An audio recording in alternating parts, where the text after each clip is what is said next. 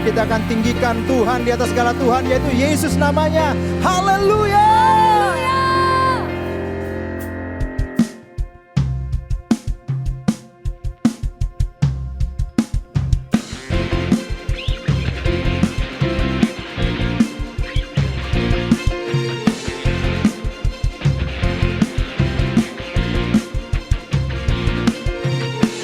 Terpujilah nama-Mu Tuhan,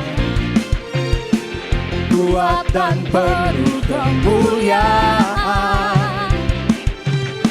Satu suara kami nyatakan, kebesaran-Mu tetap selamanya. Terpujilah, terpujilah nama-Mu Tuhan, ajaib dan penuh keagungan. Satu hati kami nyatakan, kerajaan-Mu kekal selamanya.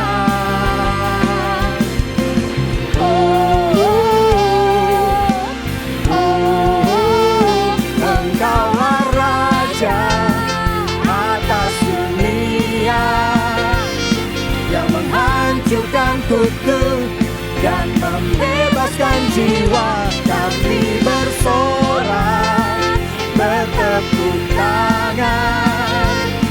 Engkau Tuhan berjaya, yang memerintah untuk selamanya. Terpujilah nama-Mu Tuhan, ajaib dan penuh keagungan.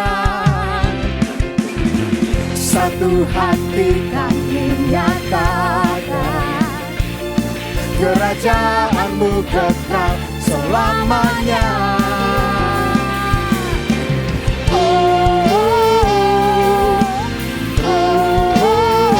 Engkaulah Raja atas dunia, yang menghancurkan kutuk dan membebaskan jiwa. Kami bersorak, bertepuk tangan. Engkau Tuhan berjaya dan memerintah untuk Engkaulah Raja atas dunia, yang menghancurkan kutuk dan membebaskan jiwa. Engkaulah Raja atas dunia, yang menghancurkan kutuk dan membebaskan jiwa. Kami bersorak, bertepuk tangan. Engkau Tuhan berjaya dan memerintah untuk Engkaulah Raja Atas dunia, yang menghancurkan kutuk dan membebaskan jiwa. Kami bersorak, bertepuk tangan. Engkau Tuhan berjaya dan memerintah untuk selamanya.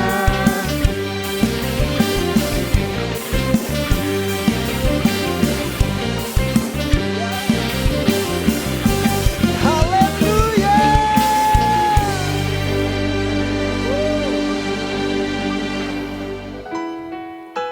Kau bersama kami Tuhan, dan selalu ada untuk kami Tuhan.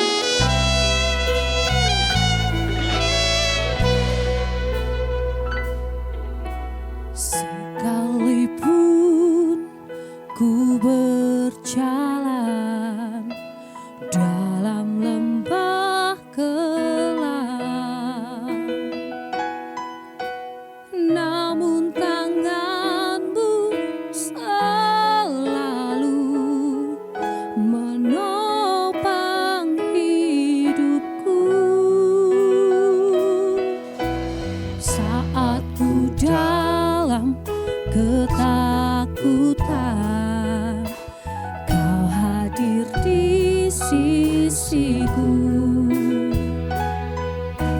Kau berkata, jangan takut, kau beriku kemenangan. Kaulah Tuhan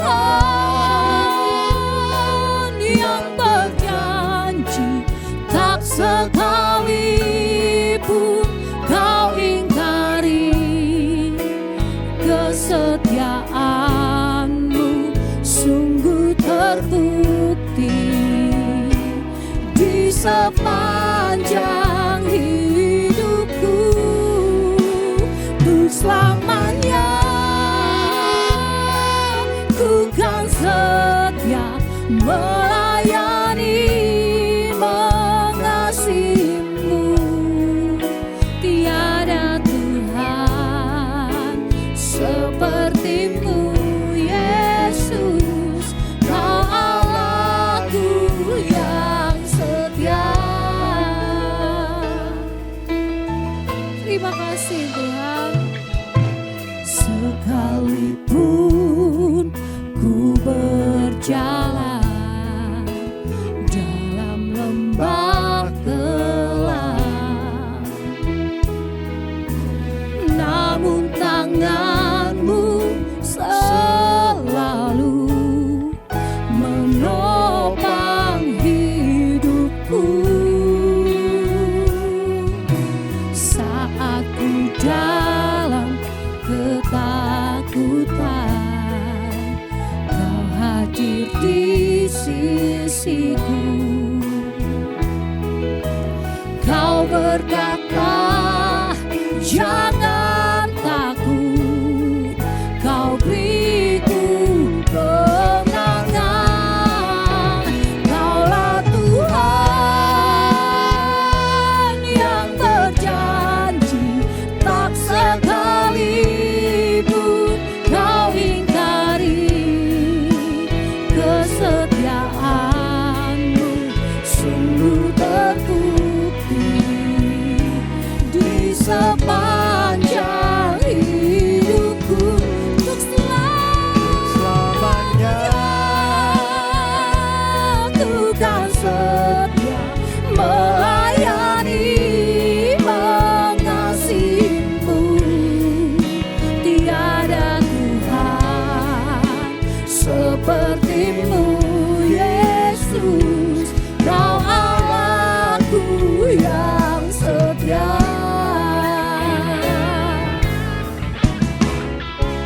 Thank you, Lord.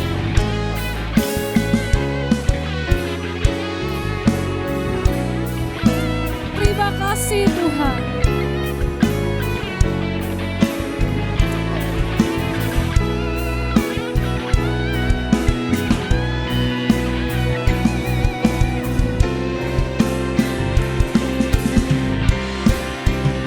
Kaulah Tuhan yang berjanji, tak sekalipun Kau ingkari. Kesetiaan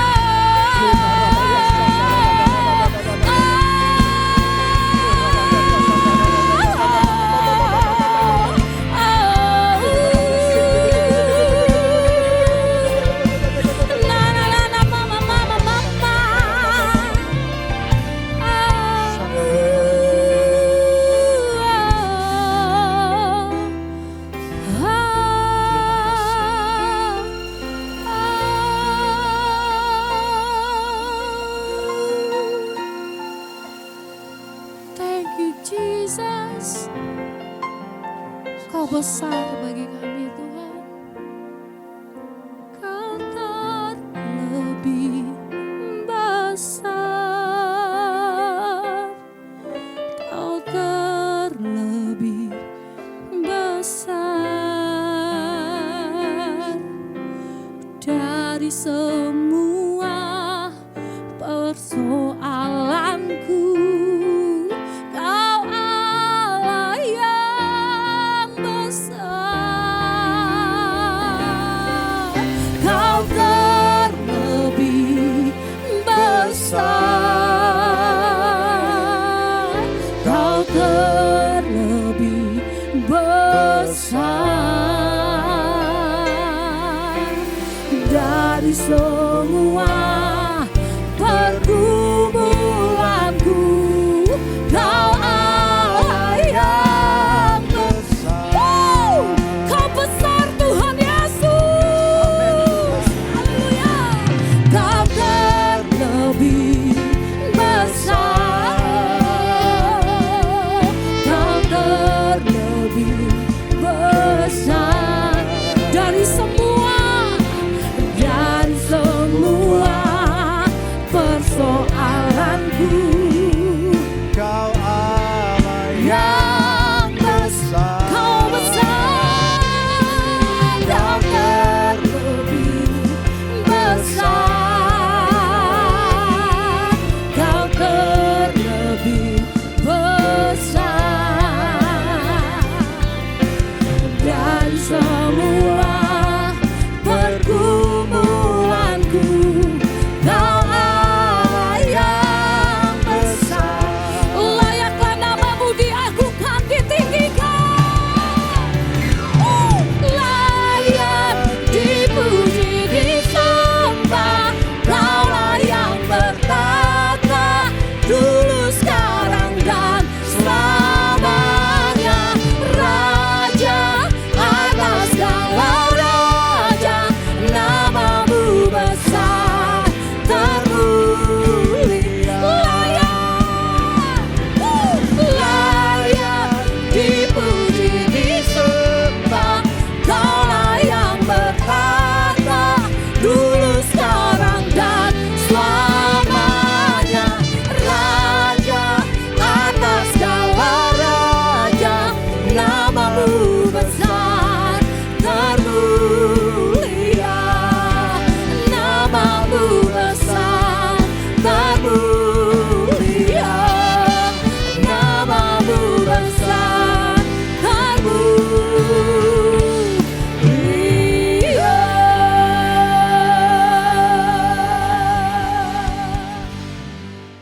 Aku percaya firman-Mu berkuasa.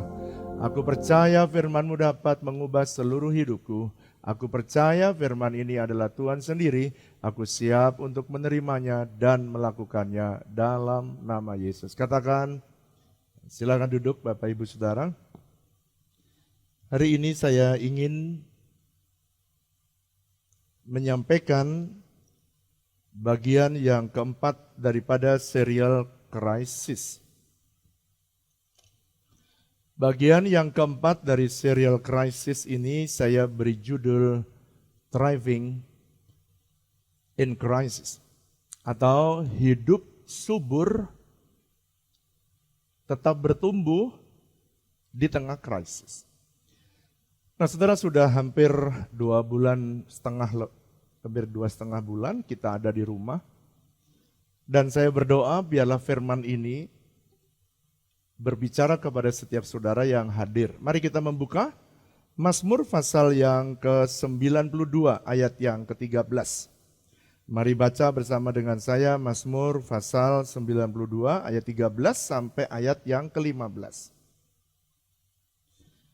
Saya mau saudara membaca Alkitab bersama-sama di rumah saudara masing-masing, supaya saudara juga bertumbuh iman saudara melalui firman Tuhan.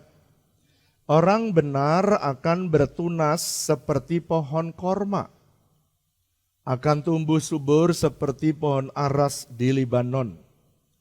Mereka yang ditanam di bait Tuhan akan bertunas di pelataran Allah kita. Bahkan pada masa tua pun mereka masih berbuah, menjadi gemuk dan menjadi segar. Ayat yang ke-16, untuk memberitakan bahwa Tuhan itu benar, bahwa ia gunung batuku dan tidak ada kecurangan padanya. Saudara, Tuhan menyampaikan kebenaran ayat 13, lalu ditutup pada ayat 16. Dia memberitahukan bahwa saudara orang benar akan bertumbuh seperti pohon korma dan akan tumbuh subur seperti pohon aras. Untuk apa? Untuk memberitakan bahwa Tuhan itu benar dan tidak ada kecurangan padanya. Kenapa Tuhan sampai memberikan satu statement bahwa aku berbicara ini benar, janjiku ini benar, dan tidak ada kecurangan padanya. Jadi saya akan mulai, Mazmur pasal 92 ayat 13. Orang benar akan bertunas seperti pohon kurma, dan akan tumbuh subur seperti pohon aras dari Libanon. Saudara perlu tahu, latar belakang daripada penulis Mazmur ini, menulisnya. Karena mereka ada di Timur Tengah, pasti mereka mengenalnya pohon-pohon yang ada di daerah sana. Pohon aras itu pohon yang daunnya tiap tahun dia tetap hijau. Spesies ini termasuk dalam spesies conifer dan genusnya ada di genus Cedrus. Kemudian family-nya family Pinaceae. Dan saudara, Alkitab menulis dengan jelas, orang benar akan bertunas seperti pohon kurma dan akan tumbuh subur seperti pohon aras dari Libanon. Saya akan terjemahkan terlebih dahulu orang benar. Orang benar itu apa, Pak? Roma pasal 5 ayat 8 sampai 9 dikatakan orang yang dibenarkan oleh darah Yesus. Setelah dia dibenarkan, maka yang kedua, orang benar adalah orang yang mau hidup mengikuti, menuruti prinsip-prinsip firman Tuhan. Makanya orang yang hidupnya benar adalah orang yang mau mengikuti setiap prinsip kebenaran firman. Kalau saudara dan saya pengen bahagia dan tumbuh subur di tengah-tengah masa krisis tentang keuangan, maka prinsip tentang keuangan yang harus kita taati.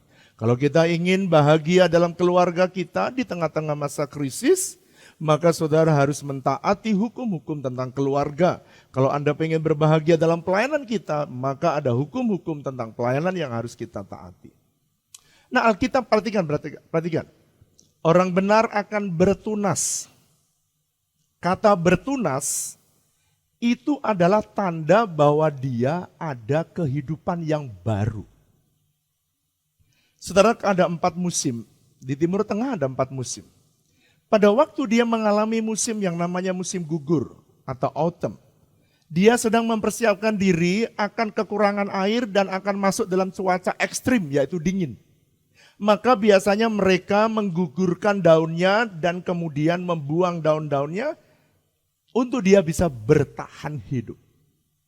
Tapi aneh sekali Alkitab ini menulis, orang yang benar, kenapa saya beri statement ini karena Alkitab tulis, dia akan bertunas, bukan menggugurkan di masa krisis, tapi dia akan bertunas. Pohon kurma itu dia ada di tempat di padang gurun. Anda bisa bayangkan di padang gurun, padang panas.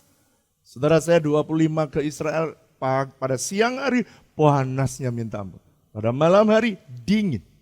Cuaca yang sangat ekstrim sehingga tidak semua pohon bisa tumbuh di masa-masa krisis. Tetapi Alkitab menulis kalau saudara adalah orang benar, saudara akan tetap bertumbuh di masa krisis. Tapi bukan hanya cuma bertumbuh, thriving. Artinya saudara tumbuh subur. Alkitab menulis saudara akan tumbuh subur, bukan hanya bertunas. Mari katakan bersama saya, mari dengan iman ya. Orang benar akan bertunas dan tumbuh subur di padang gurun. Saya berdoa waktu saudara mengatakan ini, saudara mempercayai dan saudara beriman bahwa di tengah krisis sekalipun Bapa bisa memelihara saudara dan saudara akan tetap bertunas dan tumbuh subur seperti pohon aras dari Libanon dan seperti pohon kurma. Yang mengerti katakan amin. Nah, kenapa hari ini Bapak bicara secara khusus tentang pohon korma? Sebab pohon korma adalah pohon atau pohon dari family Arecacea atau family palm yang bisa tumbuh di padang gurun. Saudara, begini ya, karena kalau saudara dulu belajar botani, kalau masih tidak madol ya, spesies dari pohon korma ini adalah Ponyx dactylifera. Dan genusnya adalah Ponyx. Dan family-nya adalah Arecacea. Dari jenis family palm atau Arecacea ini, termasuk di dalamnya kelapa sawit, palem yang tumbuh. Dan semua ada di Indonesia. Tetapi kalau saudara memperhatikan di sana, yang bisa tumbuh di padang gurun hanyalah pohon korma.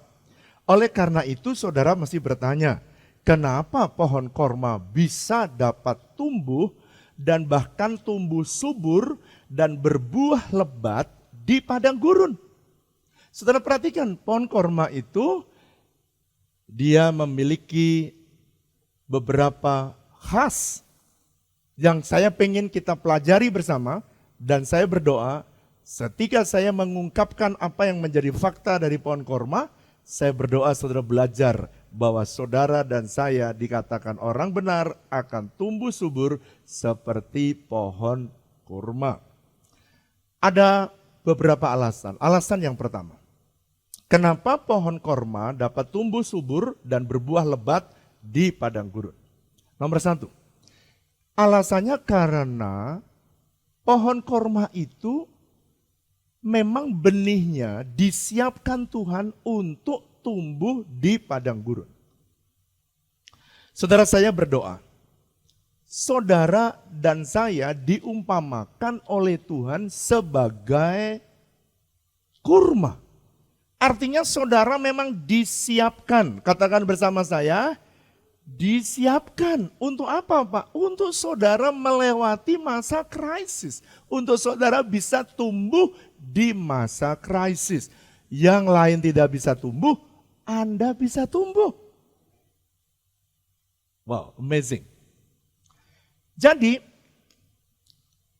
karena Anda disebut pohon korma, diumpamakan oleh Tuhan sebagai pohon korma, Anda juga memiliki jenis yang spesial yang bisa tumbuh di masa krisis, di padang gurun. Saudara, padang gurun itu ilustrasi apa sih? Padang gurun itu masa yang tidak enak, masa krisis, masa panas, masa haus, masa kekurangan air, dan masa-masa yang sulit seperti yang kita alami hari ini. Saya ingin memberikan stressing mengenai benih ini. Saudara tahukah di dalam benih itu, di dalamnya dia mengandung sebuah kekuatan yang didesain oleh Tuhan sedemikian rupa sehingga dia bisa bertahan. Contoh, kalau ikan dia memiliki benih yang ditaruh Tuhan di dalam hidup dia tidak perlu kursus untuk berenang, dia punya kemampuan untuk bisa berenang. Saudara, kalau Tuhan taruh benihnya di dalam seekor burung, maka burung ini didesain oleh Tuhan, dia bisa terbang tanpa dia harus menggunakan pesawat. Tapi kalau saudara memang tidak desain untuk terbang. Tapi Alkitab menulis benih dari pohon korma ini dia tahan di padang gurun. Apa artinya? Artinya saudara dan saya memang sudah punya benih yang tahan di padang gurun. Jangan membandingkan dirimu dengan orang lain. Saya berdoa supaya saudara percaya, ikan tidak pernah membandingkan dirinya dengan burung yang bisa terbang. Saya pengen supaya saudara jadilah orang sesuai dengan desain Sang Pencipta. Saudara dan saya ini memang didesain tahan di padang gurun. Apapun persoalan yang saudara dan saya hadapi, orang lain mungkin bisa kolaps. Tapi saudara tetap bisa tahan. Karena memang benihnya sedemikian. Saya pengen supaya yang harus saudara dan saya pastikan adalah saudara adalah orang benar. Selama saudara orang benar, krisis apapun yang terjadi di dalam dunia ini, saudara memang sudah disiapkan untuk bisa melewati masa-masa yang sukar. Dan saudara bisa tetap tumbuh subur di padang gurun. Yang percaya katakan,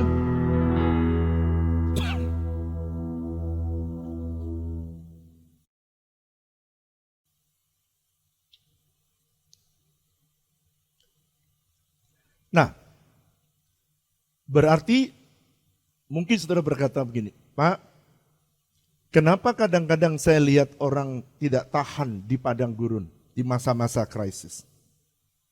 Mungkin benihnya tidak sejenis kurma.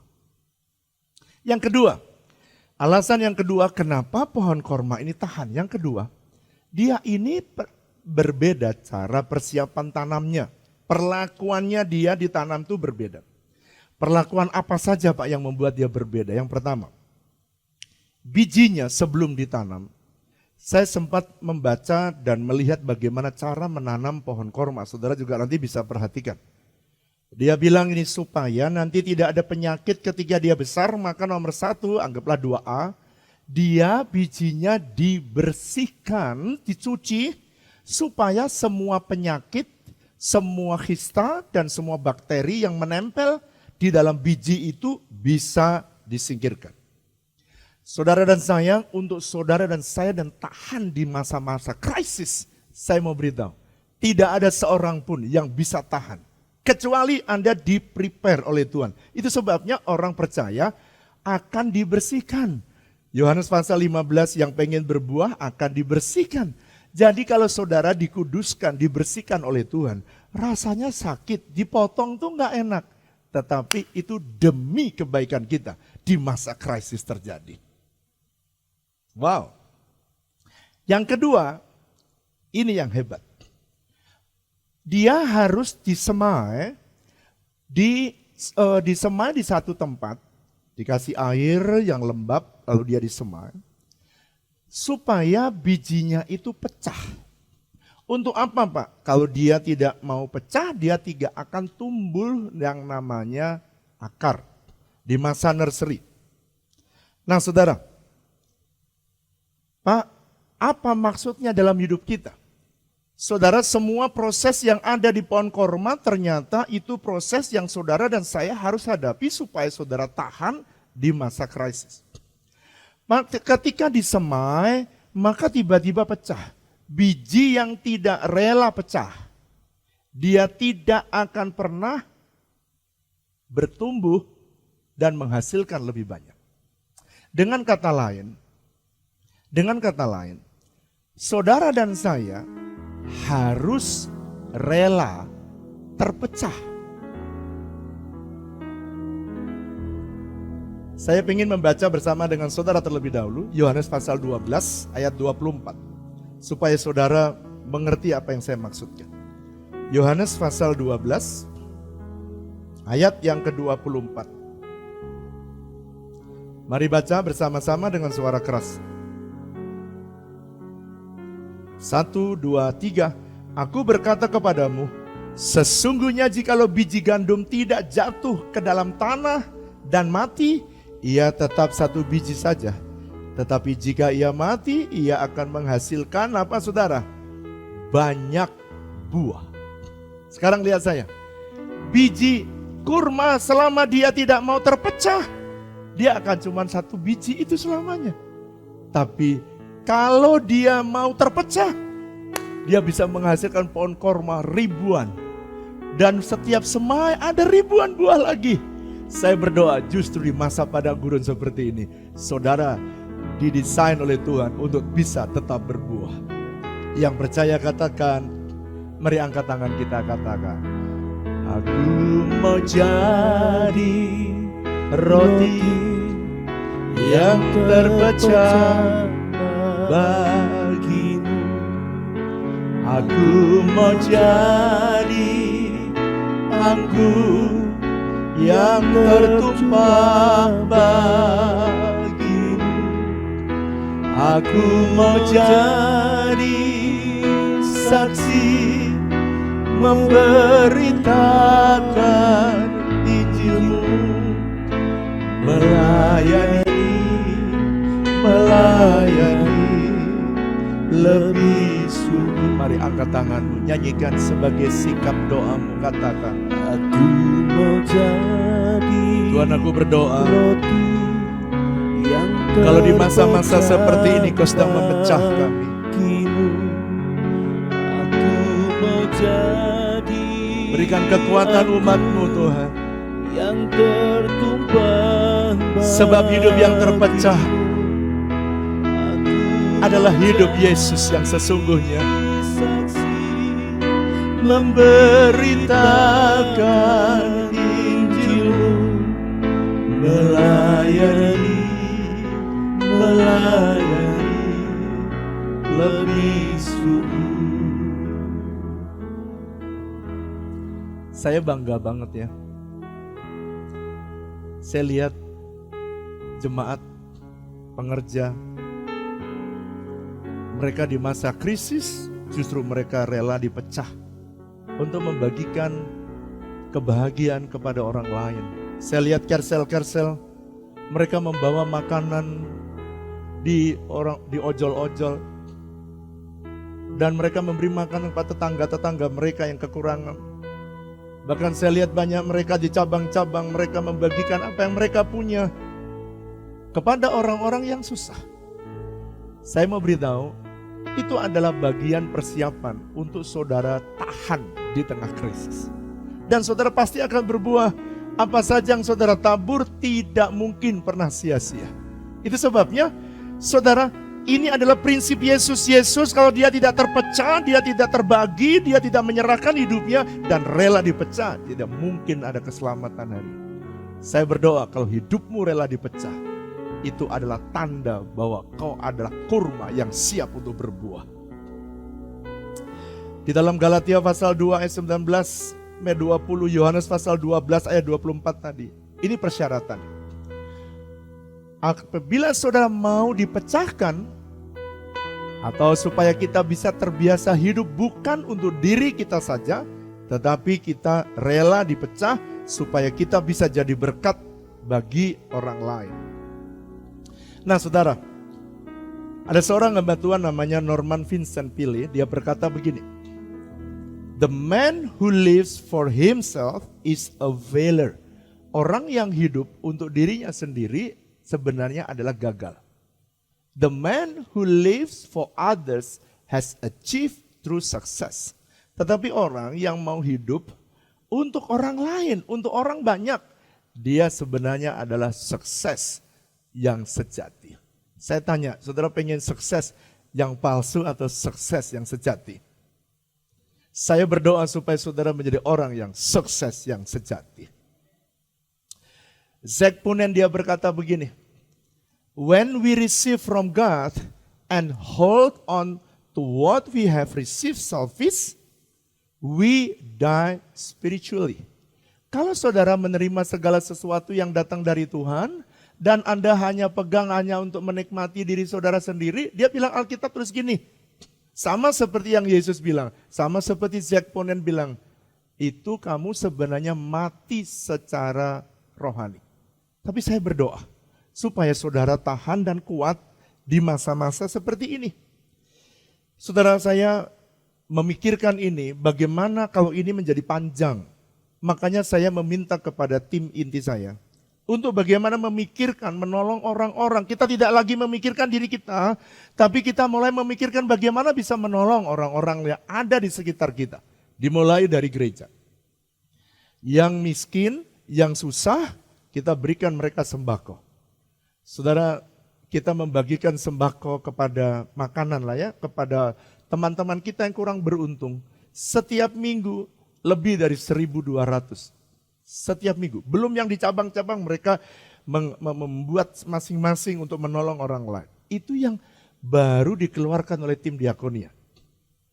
Tetapi bagaimana Pak mereka yang tidak perlu dibantu tapi mereka bisa berusaha? Makanya kita akan membuat namanya WTC Mart.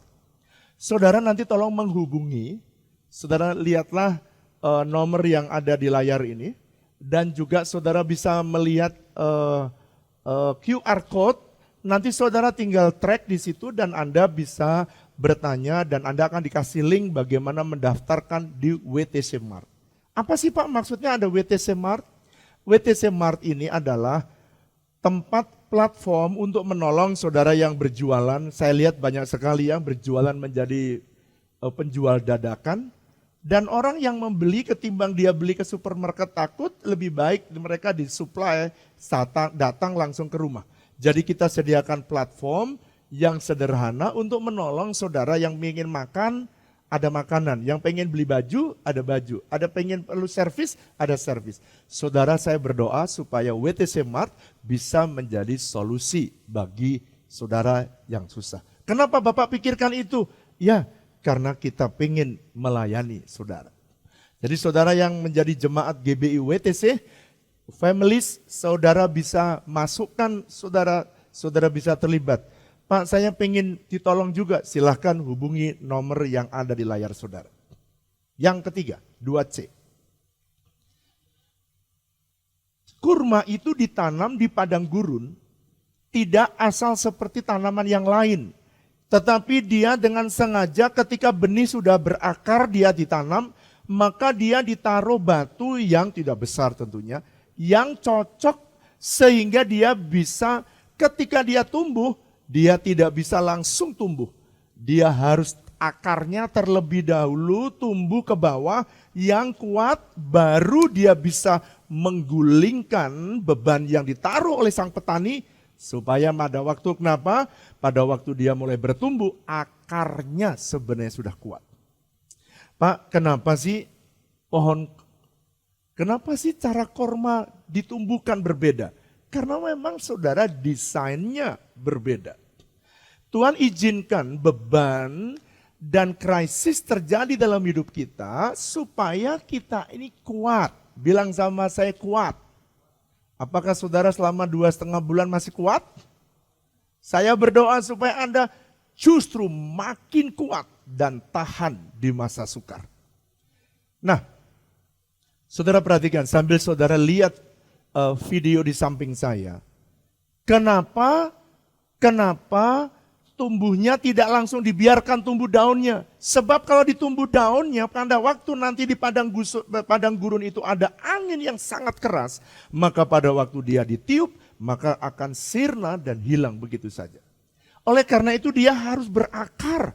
Saudara dan saya juga akan diharuskan Tuhan untuk saudara berakar kuat di dalam, saudara harus berakar kuat di dalam Tuhan. Oleh karena itu saudara, kenapa saya izinkan, saya ajak saudara masuk di menara doa, saya ajak saudara mesbah pagi, mesbah malam, supaya saudara berakar di dalam firman dan berakar di dalam Tuhan. Ada seorang hamba Tuhan, Robert Tiu, dia berkata begini, the struggle you are in today is developing the strength you need for tomorrow, so don't give up. Kalau saudara diizinkan ada pergumulan yang berat hari ini, sebenarnya Tuhan sedang mengembangkan kekuatan rohani saudara yang diperlukan untuk masa yang akan datang. Dan masa yang akan datang saya tidak tahu, akan banyak promosi datang setelah masa pandemi ini terjadi. Ada orang berkata makin terpuruk. No. Di dalam Tuhan, saya mau beritahu, saya bernubuat, di dalam Tuhan masa depanmu sungguh-sungguh ada. Nah, sekarang saya ingin menyampaikan bagian yang kedua. Kenapa orang benar diumpamakan seperti pohon kurma? Pak, kenapa sih Tuhan mengumpamakan orang benar seperti pohon kurma? Kenapa tidak dibilang pohon krokot? Saudara pasti ketawa-ketawa di rumah ya. Kenapa? Kalau krokot mudah dicabut. Kenapa tidak dibilang pohon cermek? Asam cermek, gak ada yang suka. Nah, pasti ada alasannya. Ada beberapa alasan. Alasan pertama, karena saudara diciptakan oleh Tuhan, diumpamakan seperti pohon korma, karena pohon korma ini tahan di padang gurun. Anda lihat itu gambarnya. Dia tahan di padang gurun. Artinya apa, Pak? Anda memang didesain oleh Tuhan di masa-masa yang sukar. Itu alasan yang pertama. Alasan yang kedua, kenapa sih Pak saya ada di tanah diumpamakan oleh Tuhan sebagai pohon korma? Yang kedua, pohon korma ini buahnya saya tidak pernah makan kurma yang tidak manis. Semua buahnya manis secara natural, secara alami. Tidak perlu dikasih gula, nggak perlu dikasih madu, sudah manis. Apalagi kalau saudara beli yang namanya jenis kurma mojul. Waduh saudara, udah besar, fresh, dan manis. Saya ingin memberitahu kepada saudara. Orang di sekitar saudara, saudara tidak membutuhkan benih dari saudara. Yang dibutuhkan adalah buah. Benih ada berserakan di tanah, tidak ada yang mengambil sebab benih tidak dibutuhkan oleh orang di sekitar saudara. Oleh karena itu benih harus adalah pecah tadi dan harus satu tumbuh dan yang dinanti oleh banyak orang adalah buah. Apa sih Pak yang dinanti oleh banyak orang di sekitar kita? Yang pertama, saudara dinanti oleh Tuhan dan orang di sekitar saudara 9 buah roh yang manis yang ditunggu oleh orang di sekitar saudara. Kalau saudara melihat banyak orang pertengkaran di luar, saudara adalah pendamai di tempat itu. Kalau ada orang yang berangasan sudah tidak sabar, Tuhan menanti saudara tetap sabar sekalipun di tengah masa sukar seperti ini. Tuhan ingin supaya yang lain tidak setia dengan istrinya, saudara tetap setia karena buah roh adalah kesetiaan. Saya berdoa orang lain di tengah-tengah masa krisis justru mereka tidak mau berbagi, saudara menjadi orang yang murah hati. Dan itulah saudara memancarkan kasih Tuhan yang begitu indah dalam hidup kita. Saya berdoa apa yang saudara kerjakan adalah manifestasi dari 9 buah roh yang manis yang harusnya dinikmati. Orang di kanan kirimu tidak bisa menikmati. Kemarin saya beli beras. Biasanya dibagikan oleh orang diakonia. Kali ini saya beli beras, saya suruh bawa ke rumah. Lalu kemudian saya taruh di rak-rak gitu. Saudara, setiap kali ada orang lewat, ternyata nyari orang susah. Kalau nggak biasa memberi ya, nggak gampang. Kita ini diberi kesempatan oleh Tuhan untuk bisa menabur, itu bersukacitalah. Pada waktu saya ada beras ya, siapa saja yang lewat kelihatannya susah, saya kasih beras, tetangga-tetangga saya kasih beras, senengnya bukan main. Dan dia bilang begini, kapan ada lagi Pak, tunggu tanggal mainnya. Jadi saudara, orang tuh pengen buah manis dari kehidupan saudara, kasih, sukacita, damai sejahtera, kesabaran, kemurahan, kesetiaan, dan penguasaan diri yang harusnya ada dalam hidup kita. Saya berdoa supaya saudara adalah salah satu orang yang bisa menyatakan buah roh saudara di masa-masa krisis seperti ini. Yang kedua, anggaplah 2B. Saudara ditunggu, kenapa saudara dan saya ini diumpamakan oleh Tuhan seperti pohon korma. Karena Tuhan menanti buah. Sekarang yang kedua, anggaplah 2B. Orang di sekitar kita juga menunggu buah pelayanan kita berdasarkan karunia dan talenta yang kita miliki. Kenapa orang menunggu buah pelayanan yang didasarkan pada karunia dan talenta? Sebab ini, perhatikan. Saudara ini masing-masing itu khusus.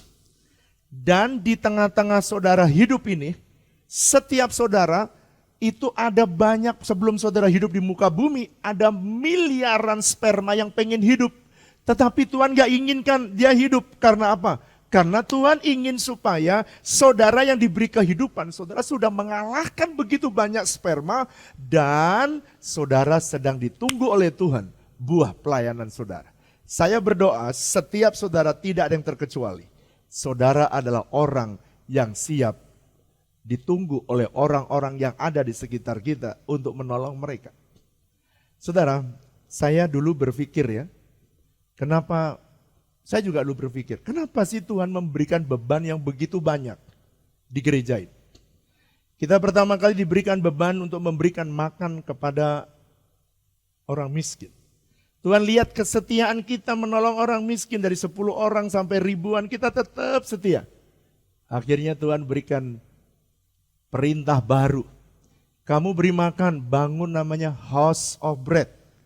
Perhatikan, Tuhan sedang menunggu buah pelayanan berikutnya. Ini saya beri contoh ya, supaya saudara juga memikirkan masing-masing setiap saudara bisa bergerak pada karunia dan talenta yang Tuhan beri. Tiba-tiba saudara kemudian di tanah 12 hektar kita banyak mempekerjakan orang yang ada di sana. Dan kemudian mereka membuatlah bermacam-macam. Ada sayuran, ada buahan yang sering dijual pada saudara.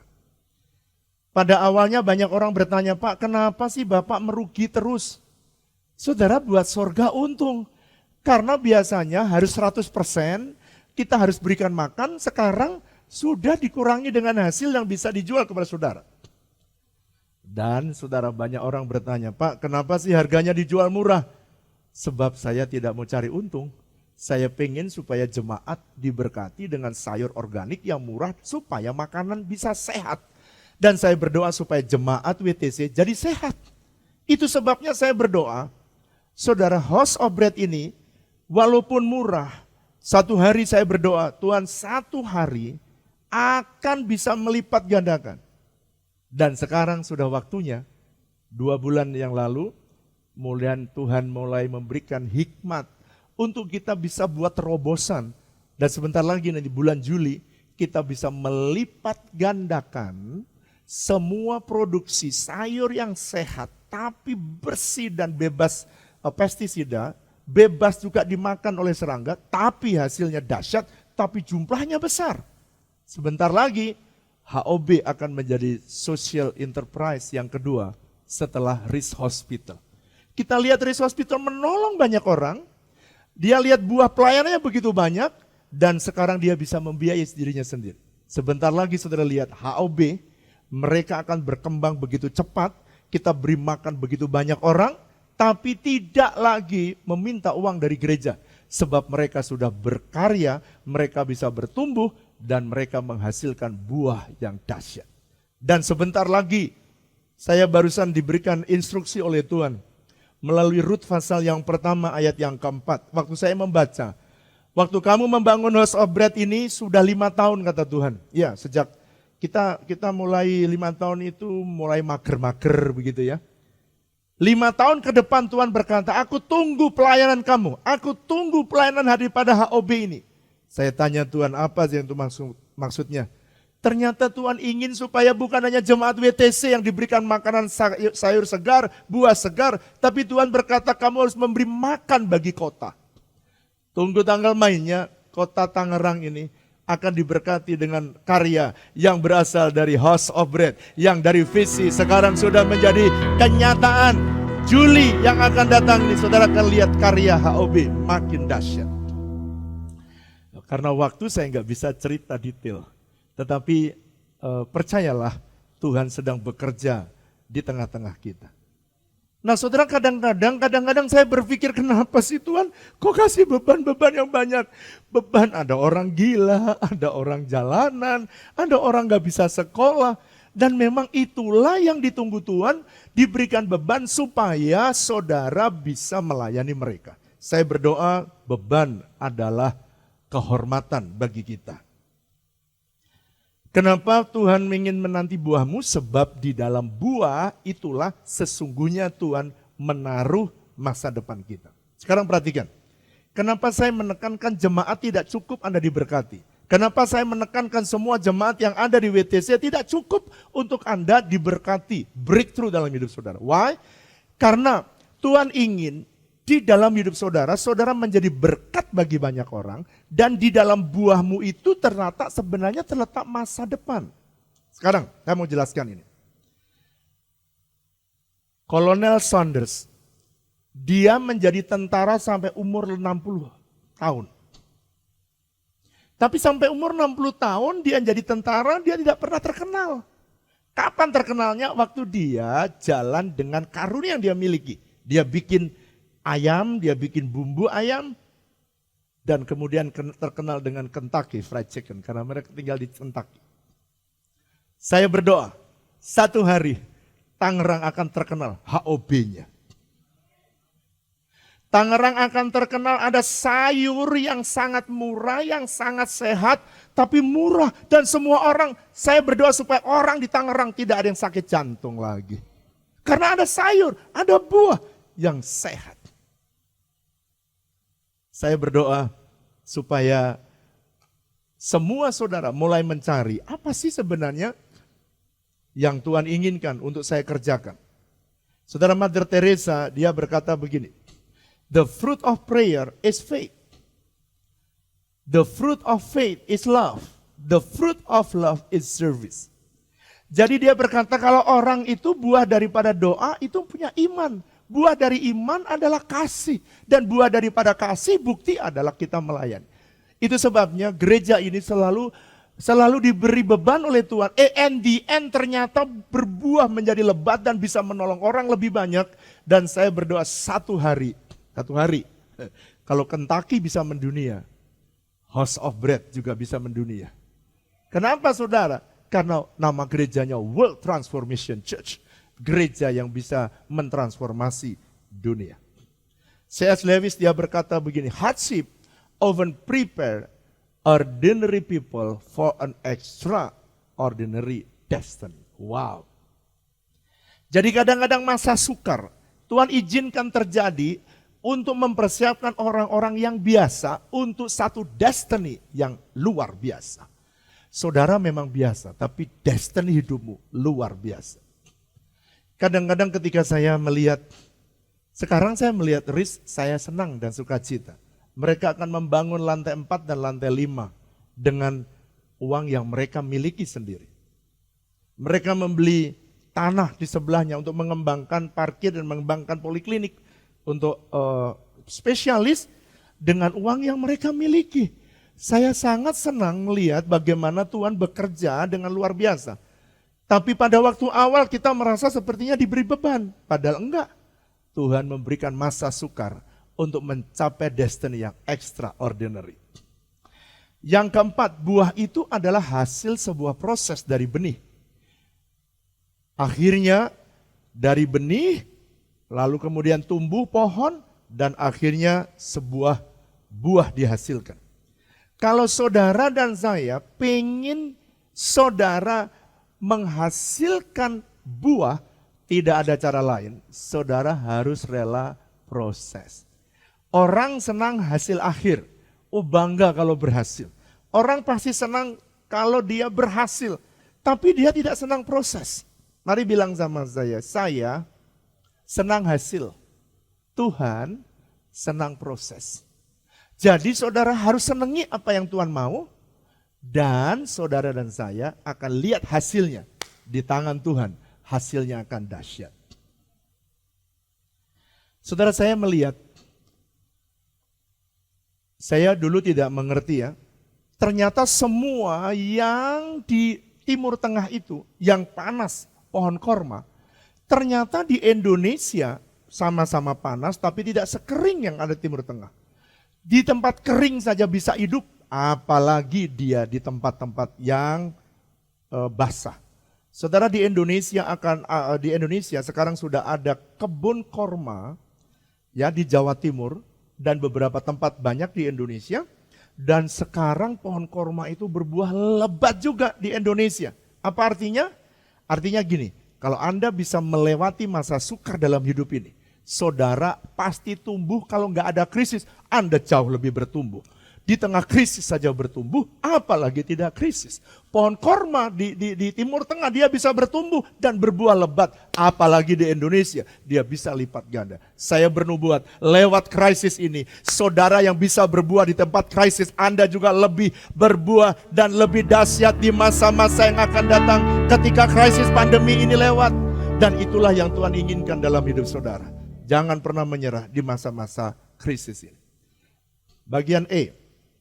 Kenapa mereka menantikan buah yang manis dari pohon anggur, dari korma?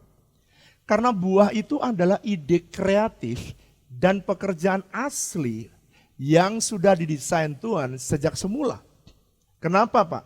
Karena Efesus pasal 2 ayat 10, Alkitab menulis dengan jelas, saudara dipersiapkan oleh Tuhan sebelum saudara ada, pekerjaan baik yang harus saudara kerjakan. Kalau saya memberitahu pekerjaan baik, itulah destiny yang Tuhan siapkan. Untuk mengejar destiny yang Tuhan siapkan, Tuhan memberikan kepada saudara di tengah krisis ada ide-ide kreatif. Saudara jangan menyerah di masa krisis, tapi minta sama Tuhan ide kreatif yang baru. Di masa sukar jangan putus asa, tapi minta sama Tuhan ide-ide kreatif yang baru. Saya melihat ada banyak orang yang ide kreatifnya mulai muncul ketika dia di tengah masa krisis. Saya masih ingat ada satu orang ini orang kaya, dia cerita kepada saya. Dia punya anaknya ini karena dia pinter, anaknya ini pengen sekolah chef.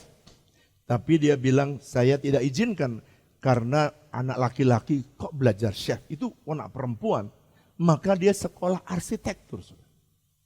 Waktu dia sekolah arsitektur selesai di ITB, selesai, lulus juga baik, tetapi dia sadar bahwa itu dia tidak suka anaknya. Tapi karena papahnya maka dia kerjakan dan kemudian akhirnya setelah lulus dia punya namanya perusahaan arsitektur. Setelah pada waktu dia arsitekturnya berjalan, dia dapat tender. Pada waktu dia tender, dia gambarnya tidak jelek. Waktu dipropose, maka selalu ada yang lebih baik. Gambar dia sih nggak jelek, tapi ada yang lebih baik. Dengan kata lain, dia tidak pernah dapat tender, saudara. Bertahun-tahun akhirnya semua karyawannya dibayarin sama papahnya. Lalu kemudian satu hari dia datang kepada papa lihat aku udah jadi insinyur, aku udah jadi arsitek, aku udah punya perusahaan arsitektur, tapi tak pernah ada laba, tak pernah menang tender, tak punya ada kerjaan. So papa semua yang membiayai, bolehkah aku mulai kerja sendiri sesuai dengan apa yang aku taruh? Tuhan taruh dalam hidupku. Lalu dia bilang sama papanya, apa yang kamu mau kerjakan? Saya pengen kembali belajar chef, papa. Papanya malu dan tertunduk dan bilang, ya silakan kamu sudah menyenangkan papa, sekarang papa mau mengizinkan kamu. Dia belajar chef lama 2-3 tahun. Saudara tahu apa yang terjadi? Dia lulus, dia bikin restoran. Restoran pertama memang dia masih masak sendiri. Dan orang-orang yang datang dia merasakan kenikmatan karena memang disertai ide dan ada karunia dan talenta yang Tuhan beri. Memang dia didesain oleh Tuhan untuk itu. Dari satu restoran karena banyak sekali yang datang, lalu kemudian dia pindah buat restoran kedua. Saudara tahu? Sekarang dia punya restoran puluhan. Dan sekarang dia tidak lagi masak sendiri, tapi dia sekarang menjadi bos dari banyak restoran. Jadi jangan pernah paksa seseorang. Saudara, ini saya bernubuat. Di tengah-tengah krisis, kadang-kadang di antaramu Tuhan ingin supaya Anda pindah dari apa yang menjadi job saudara hari ini dan saudara menemukan panggilan utamamu, work yang harusnya Anda dan saya lakukan dalam hidup ini. Perhatikan, di tengah krisis akan ada ide-ide kreatif. Siapa tahu di tengah seperti ini ada shifting yang biasa Anda tidak bisa lakukan, yang biasa Anda kerjakan di kiri. Tuhan berkata, aku mau kasih kamu ide yang baru, kerjakan di sisi yang lain. Saya berdoa supaya nanti di tengah-tengah seperti ini, saya berdoa supaya saudara diberikan oleh Tuhan ide-ide yang kreatif. Pak, kenapa pohon korma itu begitu luar biasa? Pohon korma ini, pelepah daunnya itu lebar dan menjadi tempat perteduhan daripada musafir. Pak, apa artinya? Saudara ya, kalau saudara tinggal di Timur Tengah, itu seperti ada tempat yang teduh, bagi dia itu menjadi kesukaan. Oleh karena itu banyak sekali orang yang lelah.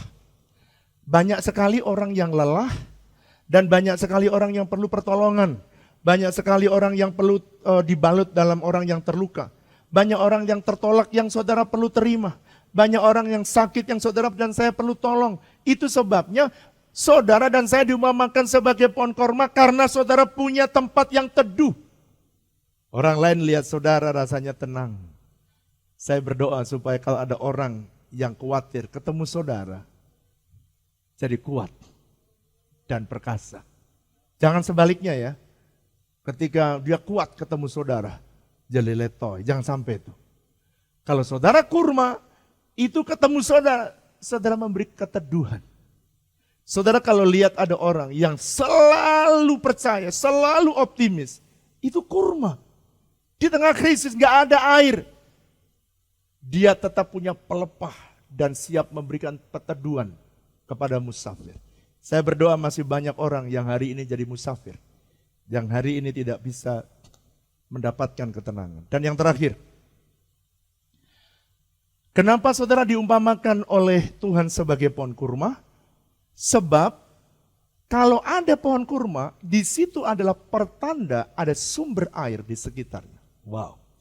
Air adalah lambang daripada hadirat Tuhan. Air adalah lambang daripada Roh Kudus. Setiap kali ada saudara senang, ada saudara, Tuhan ingin supaya setiap kali orang bertemu dengan saudara, ada satu kelegaan karena ada satu sukacita yang besar, ada kelegaan saat saudara bertemu dengan Tuhan dan orang yang bertemu dengan saudara jadi mendapat kelegaan karena menemukan sumber air. Saya berdoa supaya orang yang ada di sekitar saudara pun senang ketika dia bertemu dengan saudara dan akhirnya bertemu dengan Tuhan. Nah, sekarang saya mau mengakhiri dengan sebuah cerita. Saudara, satu hari ada seorang pergi ke petani yang naik ke atas bukit batu. Lalu ketika dia lagi ada di bukit batu, dia menemukan sebuah telur. Ternyata telur itu adalah telur Raja Wali. Wow, telur Raja Wali kemudian sampai dipulang, sampai di rumah dia taruh, dierami oleh induk ayam bersama-sama. Lalu induk ayam ini kemudian semua telur-telurnya pecah, termasuk telur Raja Wali. Pada waktu dia kecil, dia makan sama-sama, makan nasi, makan kotoran sama. Ceker-ceker, ikut ceker-ceker. Tabiatnya sama persis kayak ayam. Dia terbang baru 1 meter, dia terbang jatuh, dia juga terbang jatuh. Saudara, saya mau beritahu. Tanpa dia sadari Raja Wali ini badannya makin besar.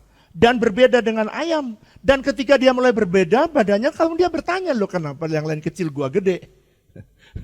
Saudara, saya mungkin ada di antaramu yang sudah mulai bertanya-tanya. Kenapa yang lain hancur, kenapa gua kuat? Kenapa ada orang yang perkasa, yang lain kenapa runtuh? Saudara, anak Raja Wali ini kemudian satu hari dia menjadi besar. Dan kemudian dia lihat ada Raja Wali yang terbang. Pada waktu lihat Raja Wali terbang, dia punya paruh dan kemudian punya sayap yang besar. Dia bilang ini kayaknya gua mirip dengan itu tuh. Pada waktu dia lihat ternyata pada waktu dia lihat ada mulai imajinasi. Dia mulai berpikir jangan-jangan aku ini bukan ayam. Tapi itu ada Raja Wali yang tinggi. Tapi aku masih ada di sekitar ayam. Lalu kemudian satu hari dia pergi saudara di atas pegunungan dia menanjak. Dan kemudian dia mulai menerbangkan. Dan ketika dia terbang di atas badai. Dia mulai sadar wah gua ternyata bukan ayam. Ternyata gua Raja Wali.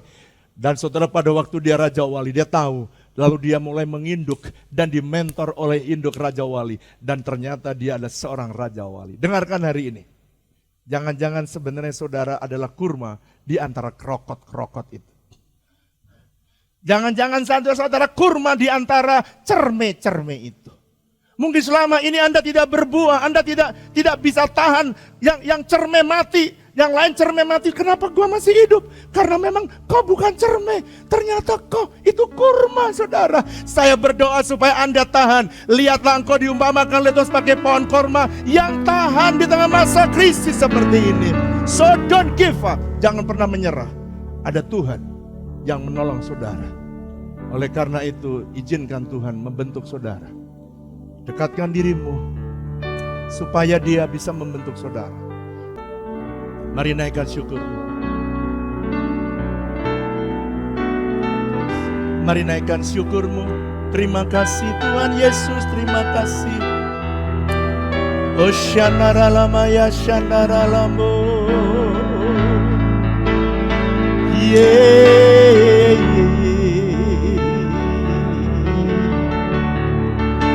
Shikandarala barala barala barala barala.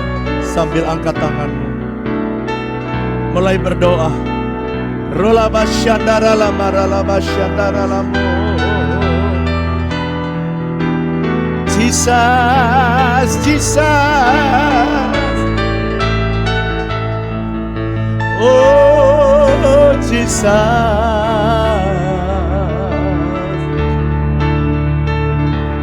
Mari datang dan hampiri Tuhan. Saya mau berdoa buat saudara. Syakandarala barala barala barala. Jangan ada yang membohongi saudara. Kau korma. Kalau kau orang benar, kau adalah korma. Benar karena dibenarkan oleh darah Yesus.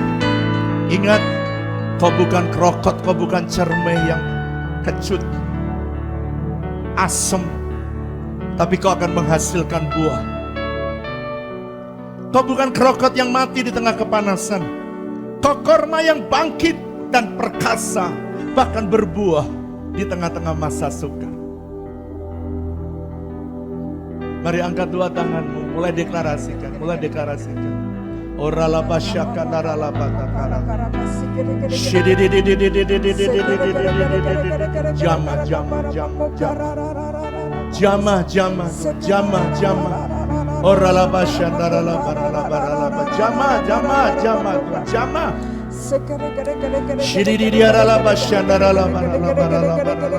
Kuatkan umatmu, kuatkan umatmu. Kuatkan mereka, kuatkan. Teguhkan.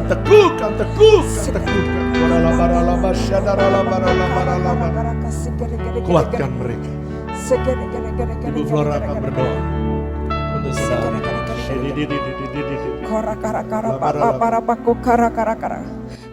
Kara saat ini kami sepakat berdoa bersama-sama dengan umat-Mu Tuhan.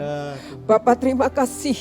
Engkau tidak pernah meninggalkan kami sendirian. Ketika kami percaya kepadamu, sesungguhnya Engkau sudah taruh benih ilahi dalam hidup kami untuk kami menghasilkan buah yang manis, Tuhan.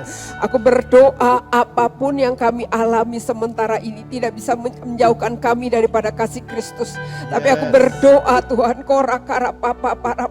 biarlah di masa-masa kesakan kami bergantung sepenuhnya kepadamu. Dan kami berdoa biar kami terus menumbuhkan, Tuhan.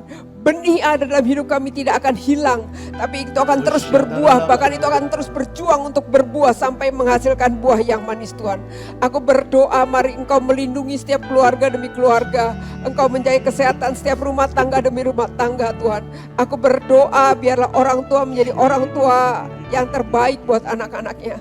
Anak-anak bertumbuh dalam takut orang akan Tuhan karena melihat contoh daripada orang tuanya. Aku berdoa, Tuhan, kembalikan setiap mesbah-mesbah keluarga di mana kami saling mendoakan satu dengan yang lain, dan kami akan lihat apa yang selama ini kami akan anggap buruk itu akan menjadi buah yang manis, Tuhan. Aku berdoa, ajari kami untuk melihat potensi yang terbaik yang ada di sekitar kami, di antara seisi rumah tangga kami, dan kami akan lihat itu akan menjadi korma yang indah, Tuhan. Itu akan menjadi korma yang manis, di mana ditunggu banyak orang menghasilkan buah yang manis, Tuhan. Aku berdoa dengan apa yang Tuhan anugerahkan dalam setiap keluarga, biarlah itu boleh memancar keluar kasih Kristus, Tuhan. Biarlah itu boleh memancarkan keluar. Kami membagikan dengan apa yang ada pada kami. Terima kasih, Tuhan. Terima kasih Engkau sudah memberikan yang terbaik kepada kami melalui perjamuan kudus hari ini. Ajari kami juga memberikan yang terbaik buat orang lain, Tuhan. Terima kasih buat setiap proses yang kami alami pada hari-hari yang lalu. Itu semua membawa kami semakin bertumbuh di dalam Engkau. Aku berdoa, Tuhan, Engkau menjaga setiap kesehatan keluarga demi keluarga, pribadi demi pribadi, Tuhan. Di masa libur ini aku berdoa biar Engkau memberkati setiap mereka. Jagai, Tuhan, setiap anak-anak-Mu, jagai setiap para pengerja-Mu, jemaat, seluruh pengurus inti yang ada, kami berdoa berkati dengan berlimpah-limpah, Tuhan. Terima kasih, Tuhan. Terima kasih. Terima kasih, jangan ada yang Kau lepaskan. Terima kasih, Bapa, Engkau Allah yang setia buat setiap kami. Terima kasih, Bapa. Ajari kami terus berbuah, menghasilkan buah yang manis senantiasa dalam hidup kami. Terima kasih, Bapa. Lewat perkataan kami, lewat tindakan kami, lewat apapun yang kami berbuat. Terima kasih. Dalam nama Yesus kami berdoa. Aku berdoa, Tuhan, mereka yang sakit Kau jamah dan Kau sembuhkan. Dan kami mau terima semua yang baik yang Kau sediakan. Aku berdoa buat umat-Mu yang hari-hari ini merasa terbeban, mereka sebentar lagi akan keluar menjadi pemenang. Hari ini mereka belum tahu, tapi one day dia akan tahu. Semuanya mendatangkan kebaikan. Saudara, ini pesan Tuhan bagimu. Ini yang saya rasakan. Ini pesan Tuhan. Pada awal sepertinya kau rasanya dibebani. Pada awal sepertinya kau terbeban. Tapi in the end, nanti kamu akan tahu bahwa di situ justru masa depanmu ada. Yes Lord, yes Lord, yes Lord. Berkati anak-anakmu yang ada di rumah, dimanapun mereka berada. Semua orang yang mendengarkan program ini, kau berkati mereka. Biarlah berkat kasih karunia dan damai sejahtera yang berlimpah-limpah dari Allah Bapa kita, kasih dan cinta dari Tuhan Yesus, persekutuan yang manis dengan Allah Roh Kudus kiranya menyertai saudara sekalian, mulai hari ini bahkan sampai selama-lamanya. Yang percaya sama-sama katakan amin. Selamat hari Minggu, Tuhan Yesus memberkati.